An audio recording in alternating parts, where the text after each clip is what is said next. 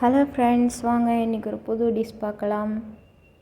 அதுக்கு 2 ஸ்பூன் எண்ணெய், நீளமாக வெட்டின ஒரு பெரிய வெங்காயம், கருவேப்பிலை, 2 பச்சை மிளகா இதெல்லாம் போட்டு ஒரு கண்ணாடி பதம் வர வரைக்கும் வதக்கிட்டு, அதுக்கப்புறமா இஞ்சி பூண்டு பேஸ்ட் போட்டு அதையும் ஒரு வதக்கணும். இஞ்சி பூண்டு பேஸ்ட் வதங்கினதுக்கப்புறமா குட்டி குட்டியாக 2 தக்காளி, அதையும் ஒரு வதக்கிட்டு கொஞ்சமாக கல்லுப்பு போட்டு வதக்கணும்னா சீக்கிரமாக வதங்கிடும்.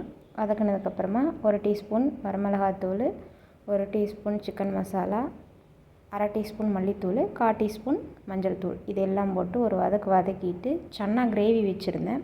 அந்த கிரேவி இந்த தக்காளி கூட கொஞ்சமாக ஊற்றி அதையும் ஒரு பெரட்டினதுக்கப்புறமா 3 முட்டை, இந்த முட்டையை ஊற்றினதுக்கப்புறம் கொத்தமல்லி தழை போட்டு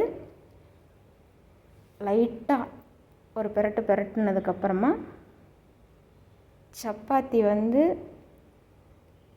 நீளமாக கட் பண்ணி வச்சுருக்கிறேன்.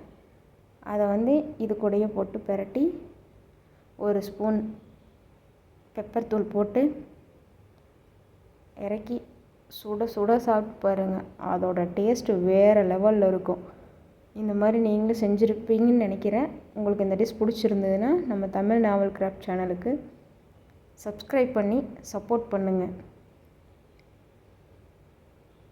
பாய்.